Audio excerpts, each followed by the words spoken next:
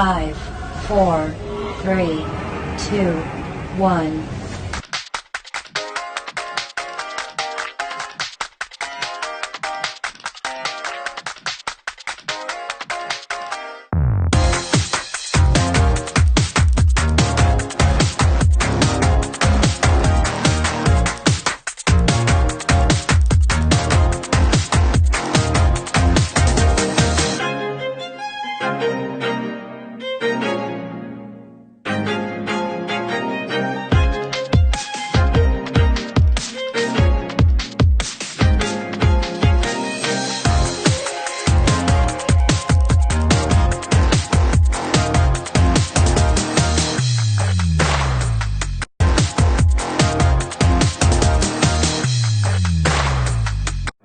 Assalamualaikum warahmatullahi wabarakatuh. Saya Nur Natasha binti Pandu daripada kelas DPH 1A. Kumpulan saya akan menerangkan isu halal dan haram berkaitan minuman daripada Zinfutang, iaitu minuman boba ataupun bubble tea yang sangat popular pada masa kini. Ahli kumpulan saya terdiri daripada saya sendiri, Nur Natasha, yang kedua Nur Rosnita, yang ketiga Fatin Nur Amira, dan yang keempat Nur Intan Shazliana. Saya akan menerangkan mengenai pengenalan. Status kehalalan makanan dan minuman amat dititikberatkan dalam agama Islam terhadap setiap umatnya, kerana apa yang kita makan akan menjadi darah daging. Pada masa kini, kita dapat melihat pelbagai isu mengenai status halal makanan dan minuman yang dipersoalkan oleh umat Islam. Isu ini semakin hangat diperkatakan oleh umat Islam apabila akhir-akhir ini terdapat minuman yang dikenali sebagai boba ataupun bubble tea telah menjadi popular dalam kalangan rakyat Malaysia. Bukan sahaja dalam kalangan orang bukan Islam, tetapi popular juga dalam kalangan umat Islam sendiri.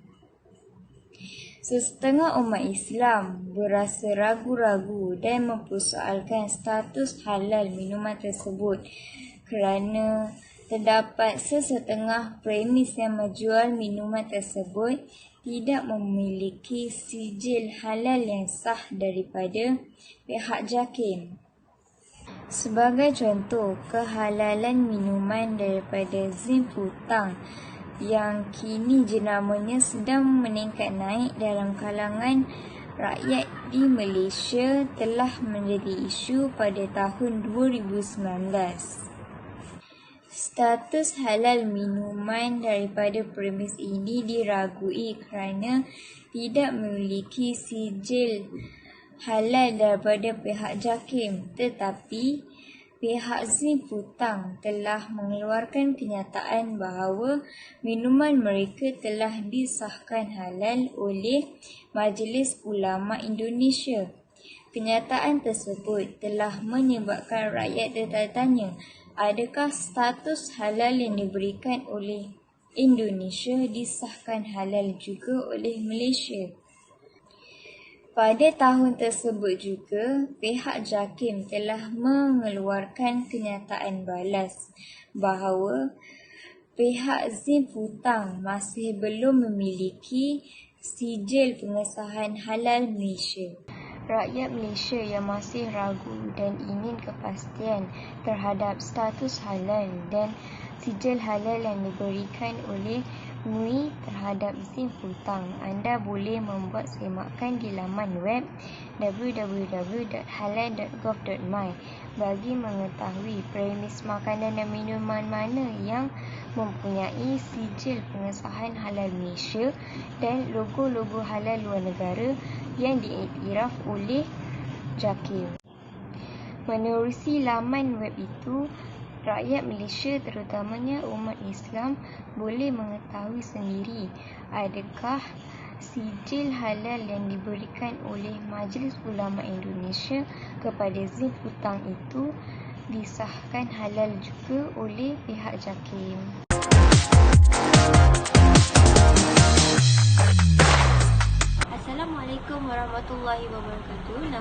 Fatimah Amirah binti Ahmad Fuad. Saya dari DPIH1A. Saya akan menerangkan latar belakang bagi syarikat Ziputang.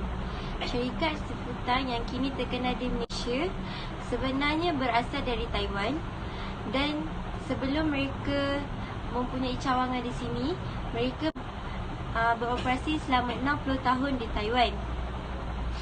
Jenama minuman ini terkenal dengan minuman boba ataupun boba tea, dan banyak lagi menu yang menarik yang disediakan.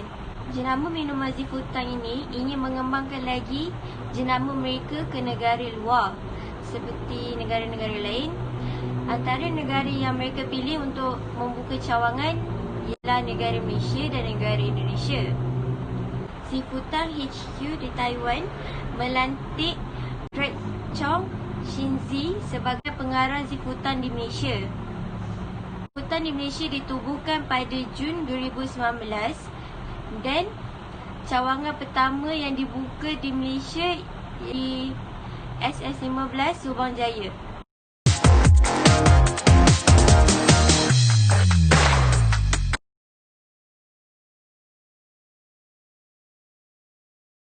Pandangan ulama daripada An-Nu'man Ibnu Bashir berkata, Rasulullah SAW bersabda, sesungguhnya yang halal itu jelas dan yang haram juga jelas.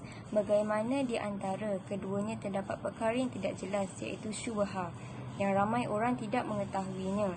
Barang siapa yang memelihara dirinya daripada perkara syubhah, maka dia telah menyelamatkan agamanya dan kehormatannya. Hadis riwayat Bukhari dan Muslim. Melalui hadis ini telah jelas bahawa jika seseorang itu berasa ragu-ragu terhadap sesuatu makanan dan minuman, jadi ia perlu dijauhi. Dan isu mengenai Ziputang, jika umat Islam di Malaysia masih meragui status halal daripada Majlis Ulama Indonesia yang telah diberikan kepada Ziputang, lebih baik mengelakkan diri daripada membelinya agar diri terhindar daripada perkara syubhah.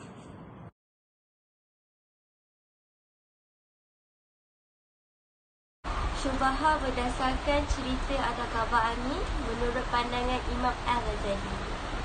Menurut pandangan Imam Al-Ghazali, ada kalinya syubhah itu lahir daripada perasaan was-was. Was-was tanpa sebarang justifikasi adalah perkara yang perlu dihindari kerana ia akan mendatangkan kesulitan dan menyusahkan diri. Terdapat perkara yang dianggap sebagai langkah berjaga-jaga oleh orang awam, namun tanpa sedar perkara yang dilakukan sebenarnya telah terkeluar dari kategori warak yang dianjurkan tetapi terperangkap dalam hukum yang dicipta sendiri daripada persepsi dan andaian. Sebagai contoh, masyarakat Islam sekarang sering mempertikaikan produk yang dikeluarkan oleh orang bukan Islam seperti makanan, minuman ataupun pakaian yang dikeluarkan oleh orang bukan Islam. Kadang-kadang terlihat masyarakat Islam begitu ekstrim menghukum sesuatu itu kerana prosesan itu dijalankan oleh orang bukan Islam.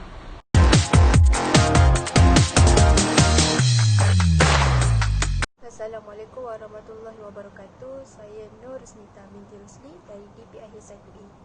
Saya akan menerangkan tentang cadangan cara penyelesaian isu berdasarkan prinsip halal dan haram oleh Dr. Yusuf Al-Qaradawi. Prinsip halal dan haram merupakan suatu ketetapan hukum yang disyariatkan oleh Allah SWT. Ia merupakan garis panduan yang perlu dipatuhi bagi setiap individu yang bergelar seorang Muslim. Prinsip ini diperkenankan bagi memberi panduan dan memudahkan masyarakat Islam dalam menghadapi isu-isu semasa tentang halal dan haram. Dr. Yusuf Al-Qaradawi telah menggariskan 11 prinsip bagi menentukan halal dan haram. Prinsip yang pertama ialah asal sesuatu adalah harus. Hukum asal bagi sesuatu adalah harus dan dibolehkan, iaitu halal. Dan sesuatu perkara itu tidak diharamkan kecuali terdapat nas yang sahih dan jelas tentang pengharamannya. Yang kedua ialah niat yang baik tidak menghalalkan yang haram. Niat merupakan asas bagi setiap perbuatan. Ibadah khusus yang kita jalankan seperti solat, puasa dan haji tidak dikira sah tanpa niat. Namun dengan melakukan perbuatan yang dicegah oleh syarak dengan niat yang baik adalah dilarang dan dinilaikan sebagai satu maksiat. Yang ketiga pula ialah apa sahaja yang membawa kepada haram adalah haram. Setiap individu Muslim perlu menjaga 5 rukun hidup, iaitu agama, nyawa, akal, keturunan dan harta. Jika Allah mengharamkan sesuatu, maka Allah turut mengharamkan perkara-perkara yang membawa kepadanya. Contohnya, diharamkan melihat aurat wanita ajnabi kerana ia boleh membawa kepada perbuatan zina. Yang keempat pula ialah berhati-hati kepada syubhah bagi menghindari perkara haram. Setiap perkara syubhah iaitu perkara yang mempunyai kesamaran yang tidak jelas tentang pengharamannya perlulah dijauhi bagi mengelakkan diri daripada terlibat dengan perkara yang haram. Yang kelima pula ialah keadaan terpaksa membolehkan sesuatu yang haram. Islam mengharamkan sesuatu yang terdapat kemudaratan terhadapnya. Namun jika dalam keadaan terpaksa atau darurat, Islam membolehkan melakukan perkara yang dilarang. Contohnya, jika seseorang itu tersakit dan terdapat hanya minuman yang haram sahaja seperti arak, dibolehkan untuk meminum sedikit bagi menyelamatkan nyawa. Yang keenam pula ialah peraturan halal dan haram bersifat umum dan menyeluruh. Hukum halal atau haram adalah menyeluruh merangkumi semua tempat dan masa. Jika berada di wilayah Muslim atau kafir, individu Muslim tetap dilarang melakukan perkara yang dilarang dalam Islam. Yang ketujuh pula ialah menghalalkan dan mengharamkan adalah hak Allah Subhanahu Wa Taala. Hak menentukan halal dan haram adalah hak milik mutlak Allah Subhanahu Wa Taala dan manusia tidak mempunyai sebarang autoriti. Yang ke-8 ialah mengharamkan yang halal dan menghalalkan yang haram sama dengan syirik. Allah SWT telah mencela perbuatan musyrikin terhadap perbuatan mereka yang mengubah hukum yang telah ditetapkan oleh Allah SWT. Yang ke-9 ialah mengharamkan sesuatu sesuai dengan keburukan dan kemudaratannya. Setiap yang dihalalkan atau yang diharamkan dalam Islam adalah untuk menjaga kepentingan umat Islam. Contohnya, Allah mengharamkan meminum arak kerana mendatangkan kemudaratan kepada akal fikiran bagi setiap individu Muslim. Yang ke-10 pula ialah sesuatu yang halal tidak memerlukan yang haram. Allah tidak mengharamkan sesuatu melainkan menggantikan sesuatu yang lebih baik. Yang terakhir iaitu yang ke-11, membuat helah terhadap sesuatu yang haram, hukumnya adalah haram. Contohnya menghalalkan zina atas nama perkahwinan. Jadi, cara penyelesaian isu minuman zina hutang perlulah kita melihat kembali pada prinsip halal dan haram oleh Dr. Yusuf Al-Qaradawi. Yang keempat iaitu menghindari perkara syubhah bagi mengelakkan diri daripada melakukan perkara yang haram. Seperti yang diterangkan sebentar tadi, setiap perkara syubhah iaitu perkara yang mempunyai kesamaran yang tidak jelas tentang pengharamannya perlulah dijauhi bagi mengelakkan diri daripada terlibat dengan perkara yang haram. Sesungguhnya agama Islam telah menyatakan bahawa meninggalkan perkara syubhah adalah termasuk kepada dalam sikap warak agar tidak termasuk pada yang diharamkan. Oleh itu, jika terdapat pengguna Islam yang berasa ragu-ragu ataupun syubhat tentang minuman zina hutang terhadap status halalnya, maka perlulah dijauhi bagi mengelakkan diri daripada melakukan perkara yang haram. Namun jika terdapat umat Islam yang berasa yakin, bolehlah membeli minuman tersebut tanpa rasa ragu-ragu ataupun syubhat.